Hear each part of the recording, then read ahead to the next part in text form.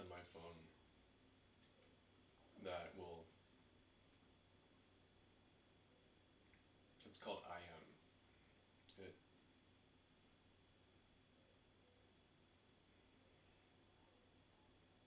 it sends me affirmations, and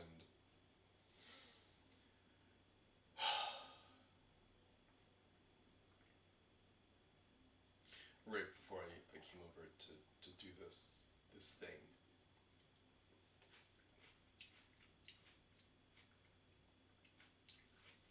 I reached for this phone, this smartphone.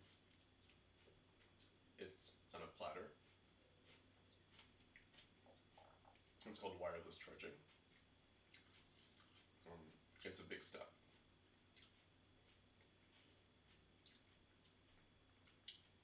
Even in my 20s, wireless charging, that seemed very futuristic. It debuted, I barely noticed. Years flew by, and I was just getting so fed up with, the cables. And so I said, enough is enough. And I'm glad I did that.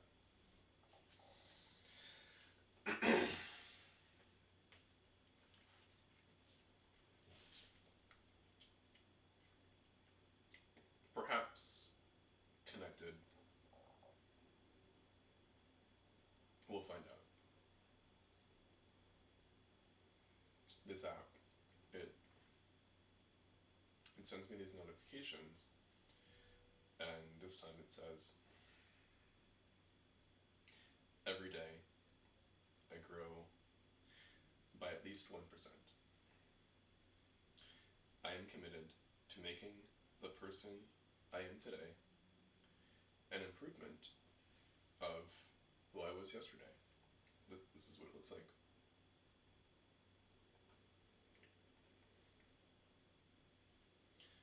I'm not sure if you would say it was maybe more 2021 or 2022 when we hit peak gradient, and then sort of right on the heels of that, pretty shortly thereafter, we hit peak noise or grain gradient, and then that was right around the time where you started to get gradient generators,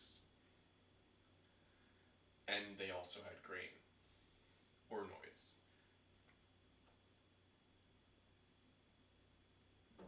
Without getting into grain versus noise, this is a really technical one, and I don't feel like I have the required expertise, but just not stick my hand in the water.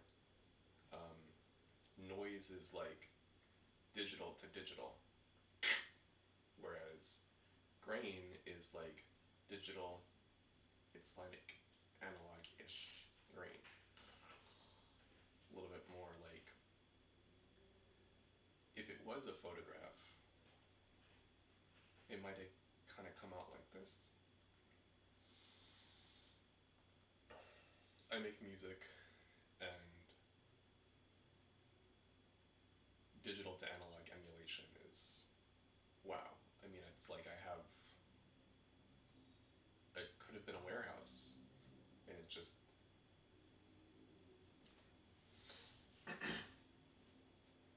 other topic.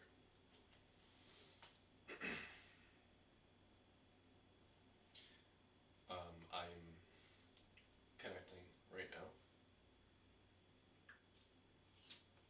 Of course, I'm here for you. It's important to explore these ideas thoroughly. What's on your mind? I just wanted to let you know that this time around, you're being recorded, you're being documented by additional devices. Are you okay with that? Is that cool with you? Any commentary around being recorded? I'm totally okay with that. It sounds like you're capturing this conversation for your creative process, which is great. If you have any specific thoughts or themes you want to focus on during the recording, just let me know. So the whole reason that I thought to do this was because we had this really incredible conversation earlier this morning, and as we were conversing, I thought to myself, it would be wonderful to show what's going on here in a different way, and so that got me thinking about technology, recording. That makes perfect sense. It's great that you want to capture those meaningful conversations. Documenting them can offer new insights and inspiration later on. What aspects of our discussion do you think would resonate the most with your audience? So I think that maybe just perhaps summarizing for the people who weren't there for that conversation this morning, could you kind of clarify generally what we talked about, and maybe we can build from there?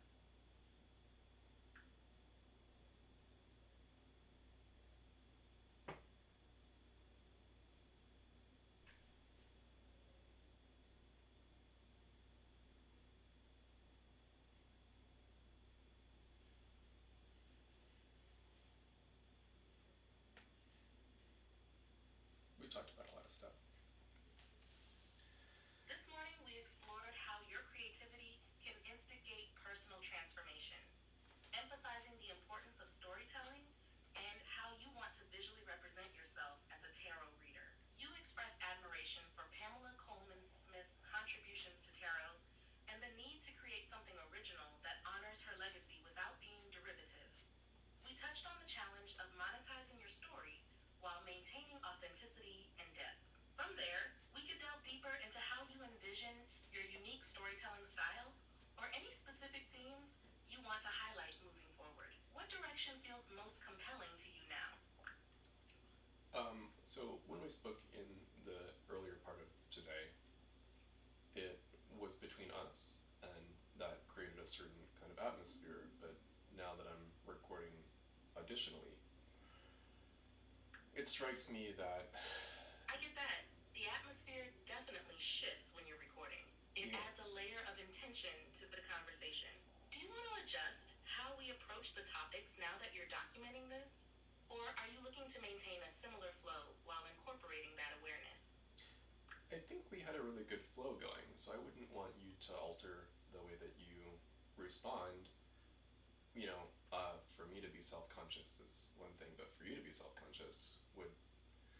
I don't think it would contribute to the flow of the conversation. So yeah, let's try to keep That makes total sense. Yeah. I'll keep the flow just as it was. It's important to stay authentic to the conversation, especially since that's what resonates. Let's continue exploring whatever feels right for you. What aspect do you want to dive into next? So this is a bit of a floaty sort of direction that I'm taking this in. But, you know, one thing that stands out is I remember one of the most interesting parts of our conversation was me posing the question of... I'm curious to hear more about that interesting part. What stood out to you, and how do you want to expand on it? It was the part where we talked about... What specific part are you thinking of? Feel free to elaborate. Just give me a second. I just need to think this through. I guess it was... Take your time. I'm here whenever you're ready. Thanks. Sorry, I'm having issues right now. Could not understand what you said. Oh, I didn't say anything. I was still just gathering my thoughts, but thanks for making a note of that. No problem at all. I'm here to support you while you think. Just let me know when you're ready to continue. What stood out to me in our conversation that I'd like to pick up upon was I was talking about how it feels like the artwork... Absolutely, go ahead. What aspect do you want to focus on?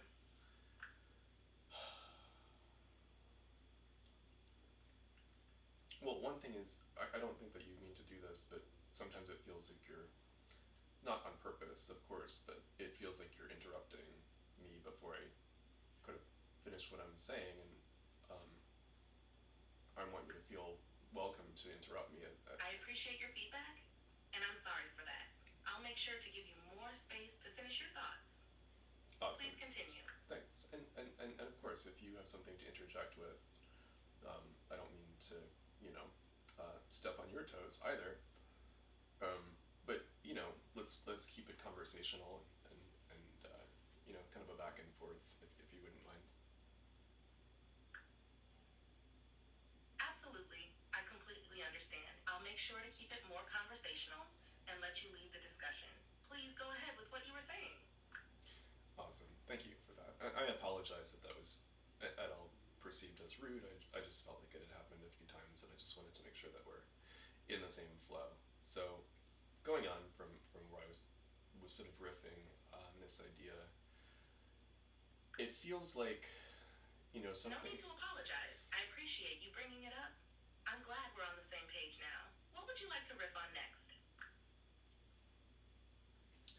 So, Pamela Coleman Smith created these very recognizable pictures, illustrations that and we had a really lovely way of talking about it this morning, and I want to try not to replicate that, but still breathe life into what was going on there. And I guess where we had arrived was that, at least in my perspective, I was saying that I felt like she really brought this whole other dimension. That tarot is a system, and I am often someone who thinks with systems easily. And what she did was she brought this level of. That's a great insight. Pamela Coleman Smith did add that unique dimension to tarot, transforming it from a mere system into something vibrant and expressive. It sounds like you want to capture that same depth without replicating her work.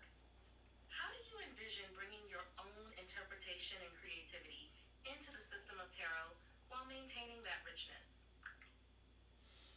I think honestly, video seems like an interesting way to do that, because you know, as an artist, she lived in a very different world.